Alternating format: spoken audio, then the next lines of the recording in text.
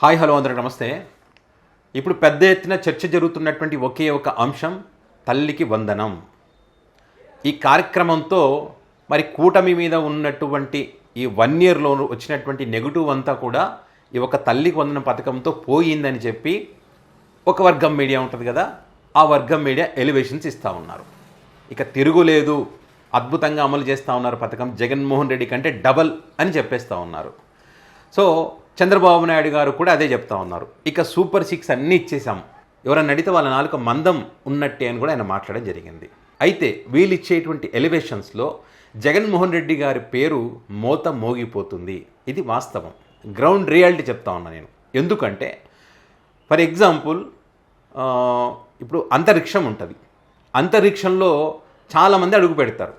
ఎంతమంది అడుగు పెట్టినా కూడా మొదటిసారి అంతరిక్షంలో అడుగు పెట్టినటువంటి వాళ్ళ గురించి మనం ప్రధానంగా మాట్లాడుకుంటాం. ఎందుకంటే మొదటిసారి వెళ్తున్నారంటే అది సాహసం, ఒక రికార్డు సృష్టించడం.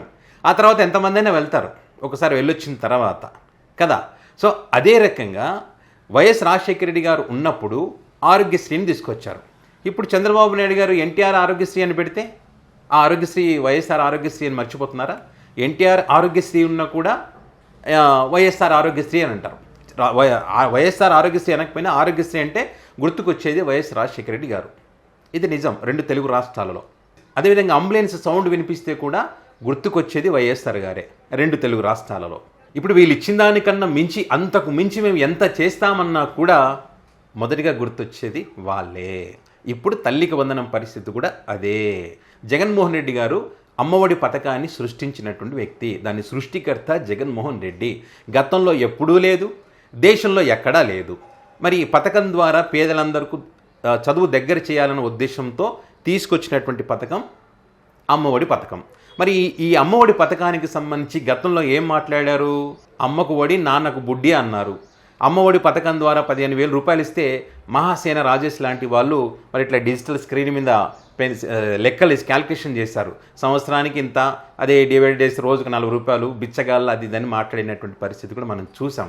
అదేవిధంగా నారా లోకేష్ గారి ఎంత దారుణంగా మాట్లాడారు కూడా చూసాం. అమ్మ ఒడి అర్ధ ఒడి అని చెప్పి 2,000 లాగేసుకున్నాడు, నొక్కేశాడు, దొంగ, ఇట్లా ట్యాక్సీ జే ట్యాక్స్ అని చెప్పి రకరకాలుగా మాట్లాడినటువంటి పరిస్థితి అమ్మ ఒడికి సంబంధించి. అట్లా ఎవరైతే హేళన చేశారో అమ్మఒడి పథకాన్ని, మరి 40 సంవత్సరాల చరిత్ర కలిగినటువంటి 3 పార్టీలు కలిసి పోటీ చేసినటువంటి మరి విజనరీ కలిగినటువంటి గొప్ప వ్యక్తులం మేము, చరిత్రలు తిరగరాస్తాము, చక్రాలు దిప్పుతాము, అపర చాణక్యులం అనేటువంటి వీళ్ళు చివరికి జగన్మోహన్ రెడ్డి 5 సంవత్సరాల కాలంలో సృష్టించినటువంటి అమ్మఒడి పథకాన్ని ఖచ్చితంగా అమలు చేయాల్సినటువంటి పరిస్థితి వచ్చింది. తప్పదు, ఎందుకంటే జగన్మోహన్ రెడ్డి సృష్టించాడు. నీ జగన్మోహన్ రెడ్డి విజన్ అంటే ఇది అని చెప్పేటువంటి పరిస్థితి. వీళ్ళు ఈరోజు ఏదైతే గతంలో 87 లక్షల మంది అన్నారు, మేము వస్తే అందరికి ఇస్తామన్నారు, ఇంట్లో ఎంతమంది ఉంటే ఎంతమందికి అన్నారు, ఇవ్వలేదు. 67 లక్షలు అన్నారు, పోనీ 67 లక్షలకు తగ్గట్టుగా మరి బడ్జెట్ కేటాయించారా? లేదు. 9,470 కోట్లు ఎంతనో కేటాయించారు బడ్జెట్లో.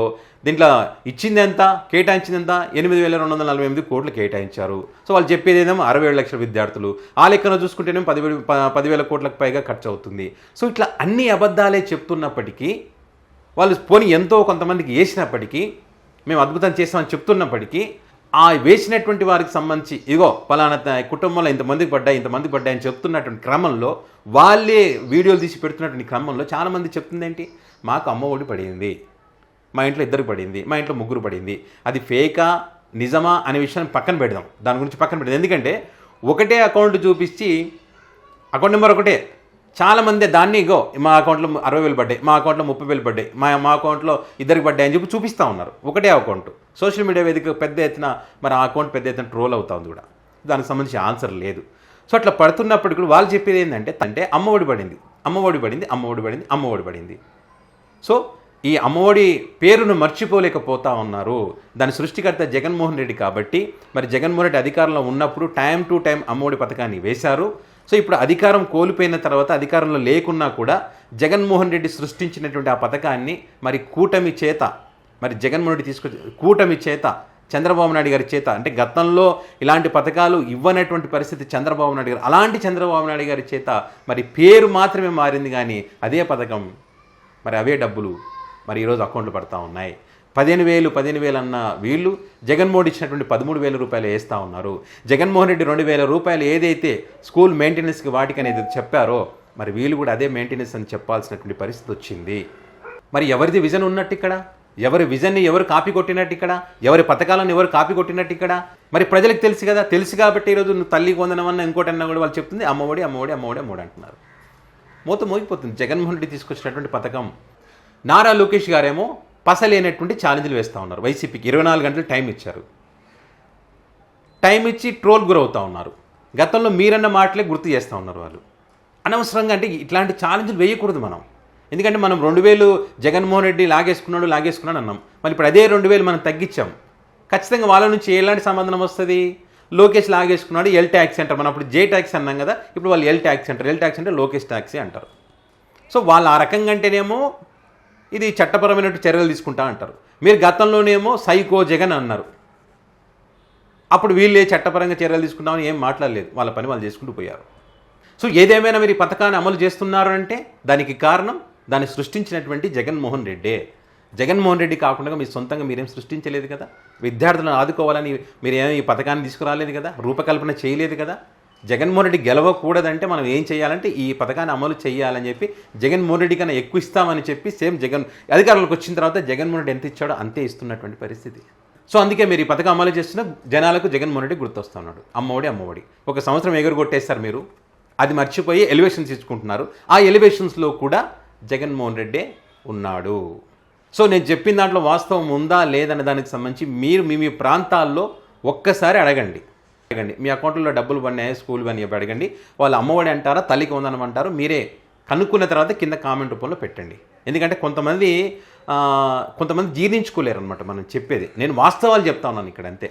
మన గురించి గొప్పగా చెప్పుకోవాలంటే మనం కూడా పేదలకు దగ్గరయ్యే విధంగా, పేదలకు ఉపయోగపడే విధంగా ఒక అద్భుతమైనటువంటి ఒక పథకానికి రూపకల్పన చేస్తే మనం కూడా చిరస్థాయిగా ప్రజల గుండెల్లో నిలిచిపోతాము. ఈరోజు మీరు వేరే జగన్మోహన్ రెడ్డి తీసుకొచ్చినటువంటి పథకాన్ని మీరు అమలు చేస్తూ ఉన్నారు. అమలు చేసినప్పుడు మంచిదే, అమలు చేయడం మంచిదే. కానీ ఆ అమలు చేసేటువంటి క్రమంలో ఇక చరిత్రలో ఎన్నడూ లేదు మేమే చేస్తామని చెప్పుకోవడం వల్ల, జగన్మోహన్ రెడ్డి కన్నా డబల్ ఇచ్చాం, డబల్ సంక్షేమం చెప్పుకోవడం వల్ల, జగన్మోహన్ రెడ్డి ఆరోజు తప్పు చేశారు మేము కరెక్ట్ ఇస్తామని చెప్పుకోవడం వల్ల ఈ లెక్కలు ఇక్కడ సింక్ అవ్వడం లేదు. ఖచ్చితంగా ప్రజల దగ్గర లెక్కలు ఉంటాయి. పాతగా మన గతంలో మాట్లాడినటువంటి మీ వీడియో క్లిప్పింగ్స్ ఉంటాయి. వాటన్నిటిని సోషల్ మీడియా వేదికగా పెడతా ఉన్నారు. సో అప్పుడు ఎవరి పరువు పోతుంది? మన పరువే పోతుంది. కాబట్టి పథకాన్ని అమలు చేస్తూ ఉన్నారు, సంతోషం, అమలు చేయండి. ఇంకా లబ్ధిదారులు ఇంకా ఎక్కువ ఉంటే వాళ్ళందరికీ ఇచ్చేటువంటి ప్రయత్నం చేయండి. కానీ ఈ ఛాలెంజ్లు వేయడాలు, ఎలివేషన్స్ ఇచ్చుకుంటే మీకే నష్టం.